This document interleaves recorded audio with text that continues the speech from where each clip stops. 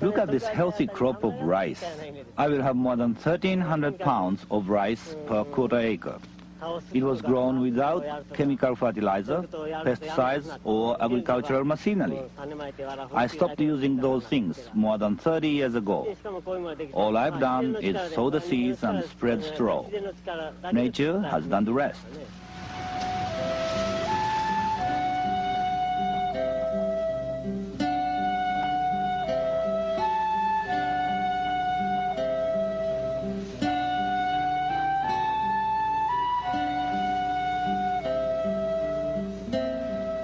The man you just met is Masanobu Fukuoka, who farms and gardens in Japan. He's living proof that even though we live in an age of high technology and complexity, for living well at home, there's no substitute for the wisdom of simplicity. This is Vermont soil, a long way from those rice paddies in Japan. My name is Vic Sussman. And this is the way I found the garden when I moved here a few weeks ago. Certainly needs some work and restoration. But that's the problem that faces us as gardeners. How do we develop land so it will feed us and build our health while still keeping us in balance with nature? That's why Mr. Fukuoka's story, as told in his book, The One Straw Revolution, and in this film, has such special meaning for me, and I think for you too, because he's moved towards simplicity by imitating nature. Instead of relying solely on technology, he's developed a philosophy and a set of techniques that allow nature to do most of the work. That's what I want to do here at my new place. Find a way to produce food and healthy soil while staying in harmony with the earth. Mr. Fukuoka has done this in his rice fields and his citrus orchard. Now, while I may not grow rice here, I know whatever I do grow will flourish if I can learn to trust and work with nature. Mr. Fukuoka doesn't use chemical fertilizer. He doesn't use pesticide. He doesn't plow his soil or even use prepared compost. He doesn't hold his rice fields in water all summer long the way farmers have done for centuries all over the world. His method requires less work per acre than any other, creates no pollution, and uses almost no fossil fuel.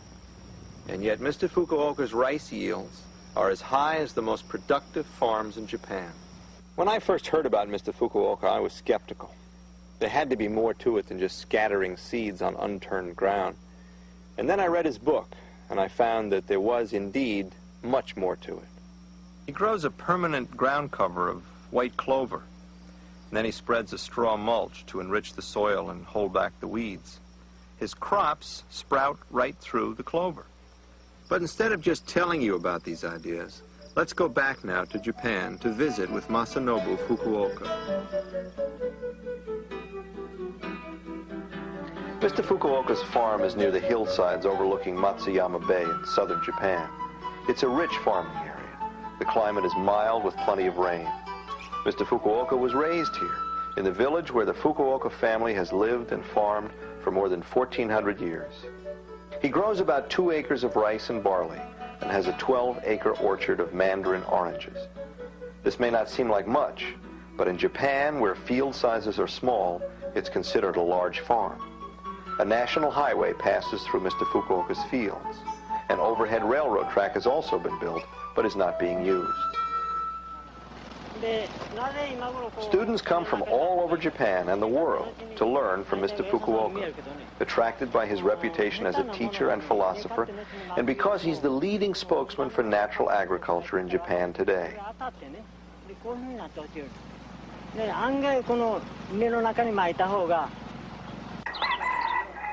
The students live in mud-walled huts in Mr. Fukuoka's orchard.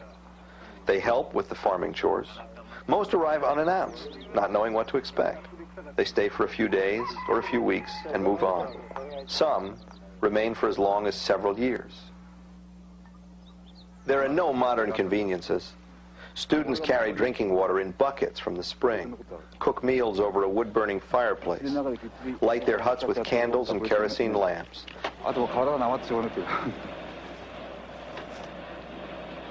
They live entirely on food they grow themselves or gather nearby, wild herbs, vegetables, and fruit, fish from streams and ponds. They work hard from early morning each day. Their jobs vary with the season and the weather.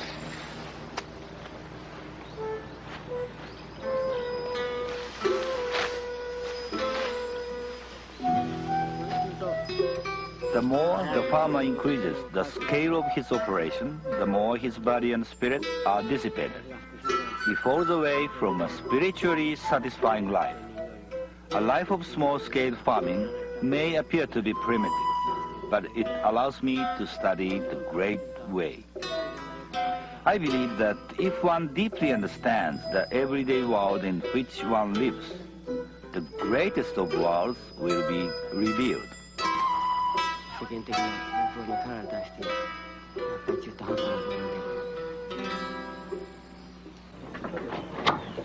Mr. Fukuoka purposely has his students live this way because it helps develop the sensitivity necessary to tune in to nature's subtle voice.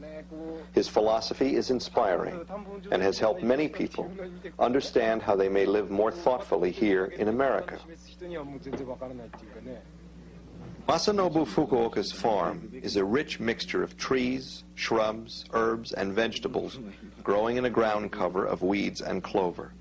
Chickens run freely foraging beneath the orchard trees, turning out the kind of eggs that can't be bought in stores. Goats are raised in the orchard too. The whole system works in harmony. Besides a traditional organic garden near his house in the village, Mr. Fukuoka grows vegetables in the spaces between the orchard trees. He mixes the seeds of cabbage, turnip, carrot, soybeans, cucumber, and many other vegetables and sows them in the spring. Then he cuts the clover and spreads the clipping over the seeds as mulch. Some vegetables go unharvested. They reseed and come up by themselves year after year, just as tomatoes, pumpkins, or corn will do in any garden. Mr. Fukuoka hasn't always lived on the farm. As a young man, he left his village home to be trained as a microbiologist. He worked in a laboratory in Yokohama as an agricultural customs inspector. Then, when he was 25 years old, Mr. Fukuoka had a flash of insight.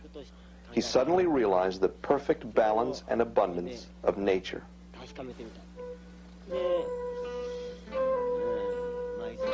I can still remember it was the morning of the 15th of May. A night heron appeared, gave a sharp cry, and flew away into the distance.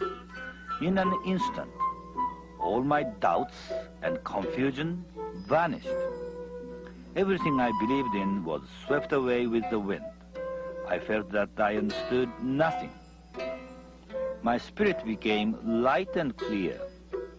All my agonies, dreams, and illusions disappeared. Something one might call true nature stood revealed. From the experience of that morning, my life changed completely. Despite the change, I remained a simple, foolish man. And there has been no change in this from then to now. Mr. Fukuoka saw that problems arise when people think they can improve on nature. So he decided to leave his job and returned home to test his ideas in his own field. At that time, modern technology and chemical agriculture were just being introduced in Japan.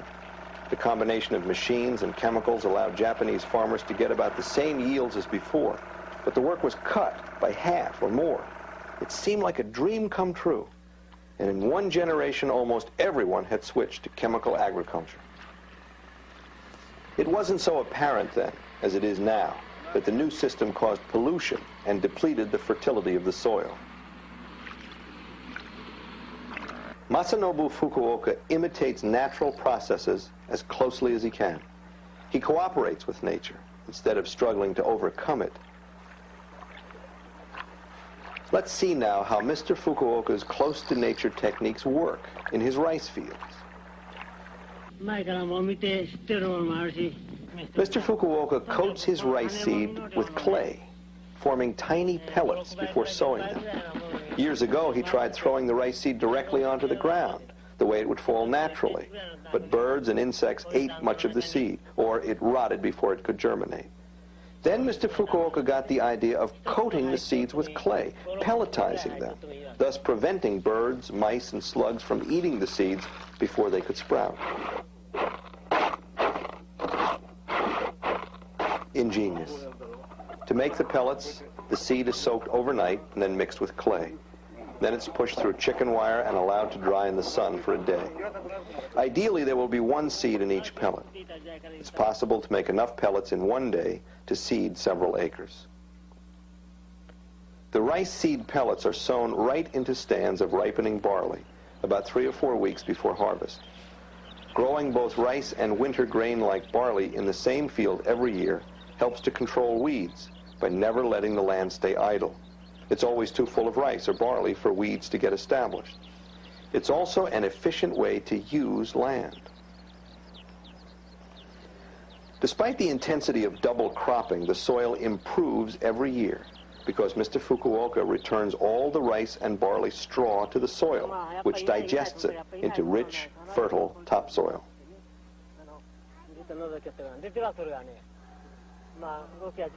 The rice seed sprouts from the pellets about 25 days after sowing, just as the barley is mature and ready for harvest. The barley is harvested near the end of May. The rice seedlings are trampled by the feet of the harvesters, but soon recover.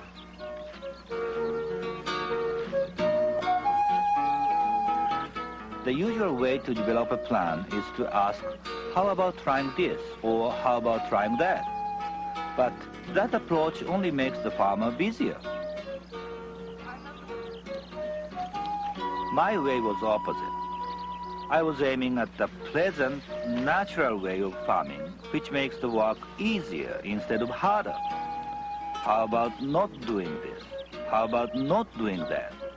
That was my way of thinking. I finally reached the conclusion that there was no need to plow, no need to apply fertilizer, no need to use insecticides. In fact, there are few agricultural practices that are necessary at all.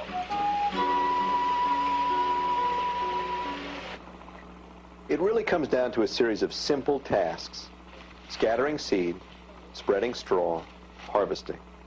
But it's taken him more than 30 years to reach this simplicity. Mr. Fukuoka's neighbors also plant barley using modern techniques. After harvesting their barley by machine, they burn the barley straw in the fields. To them, the straw is a nuisance because it gets caught in the machinery when they plow the field for rice. Mr. Fukuoka considers his barley straw a resource. He harvests all of it. After the grain is threshed, the straw is spread over the field as a mulch to keep weeds down and to return fertility to the soil. He's found that it works best if the straw is scattered every which way, just as it would have fallen to the ground naturally. The decaying straw also makes a good germination bed for the rice. Mulching is a most valuable technique for gardeners everywhere. It insulates the soil against extremes of hot and cold, conserves water, reduces weed growth, and ultimately decays into humus. When it's time for the neighbors to plant rice, they grow rice seedlings in a starter bed, then transplant them to the main field. They keep their paddies flooded all season long to help keep weeds in check. But these steps are eliminated in Mr. Fukuoka's straw-mulched field, which you see in the foreground. Mr. Fukuoka also floods his rice fields, but only for a week or 10 days. This weakens the weeds and clover and allows the rice to sprout through. The idea is only to discourage the weeds, not eliminate them, since they are habitat for beneficial insects. If the clover were not set back right now, it would become strong enough to compete with the rice.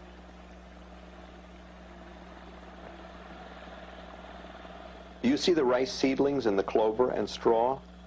Once the water is drained, the clover recovers, but only after the rice has become strongly established. Every few years, Mr. Fukuoka spread some chicken manure to help decompose the straw. He used to let ducks loose in the fields. They ate weeds and left manure all over. But construction of the national highway made it impossible for the ducks to get across the road and back safely. He now uses manure from a neighbor's chicken ranch.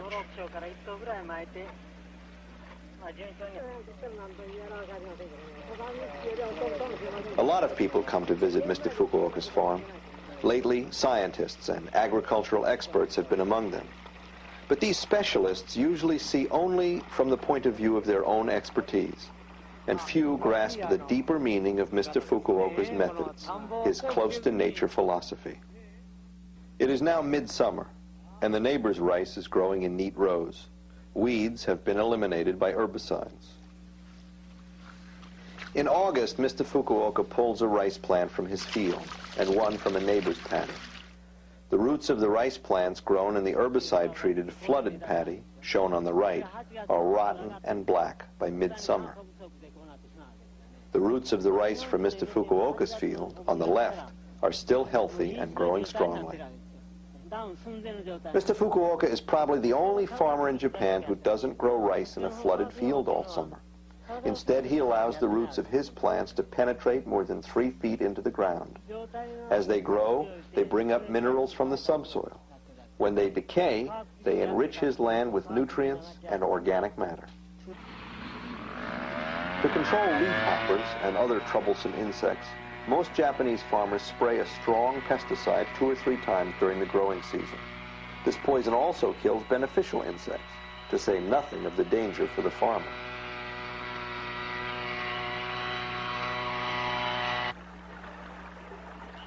Mr. Fukuoka doesn't use pesticides of any kind. Many insects, earthworms, and small soil animals live in harmony with each other in his fields.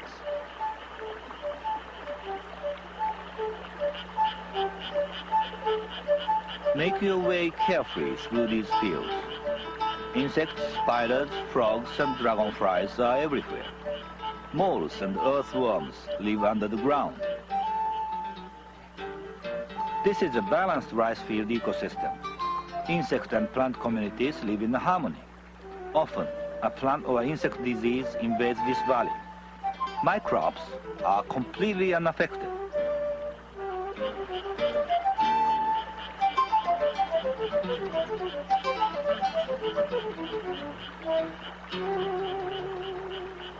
Mr. Fukuoka knows that every insect, even those most gardeners consider pests, has an important role to play. He believes that nature can and will control diseases and insects if we grow healthy crops in a biologically diverse environment.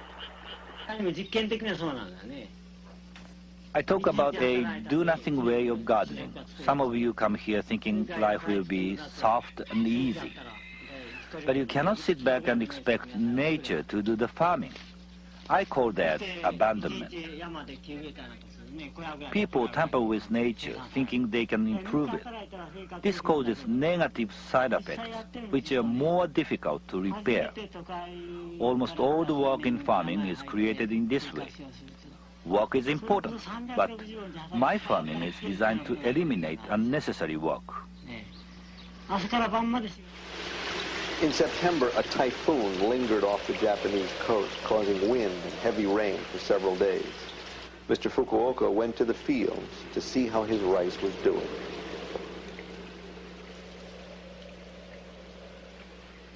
The rice was just blossoming, and I was worried that the flowers would be blown off before they could be pollinated.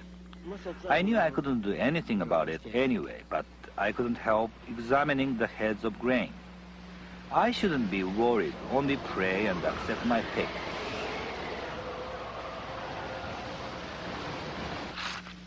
Human beings can never hope to understand nature, but my analytical mind still tries.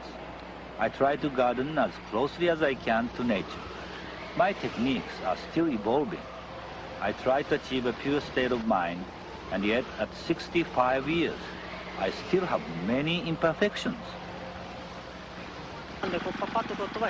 Clover seed is broadcast in the fields about 3 weeks before the rice harvest. The clover seeds are so small that you only need a few handfuls for a quarter acre.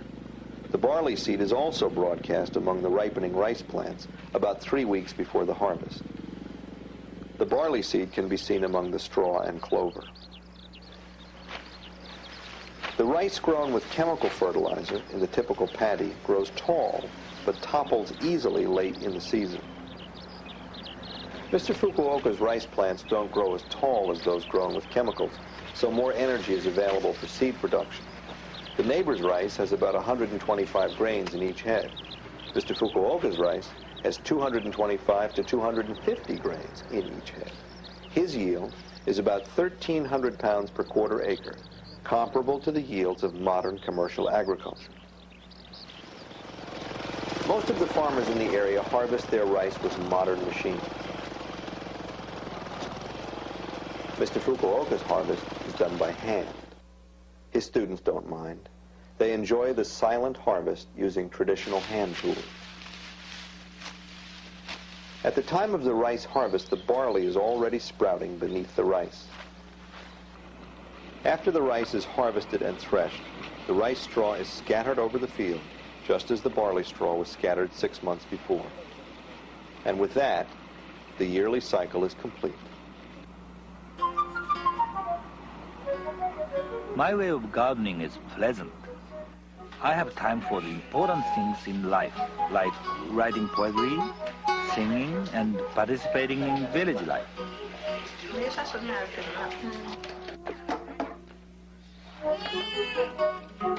I have lived in this village nearly all my life. My wife and I raised 5 children here. We enjoy the company of our neighbors and the richness of our lives.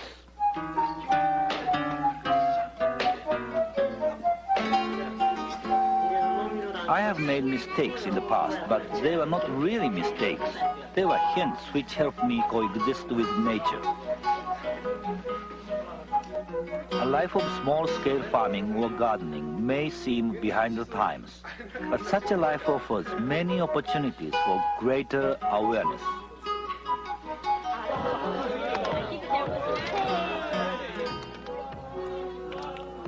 It doesn't matter how the harvest will come out. Just sow seeds and care tenderly for plants and soil. You'll have joy. The ultimate goal of farming is not the growing of crops, but the cultivation and perfection of human beings.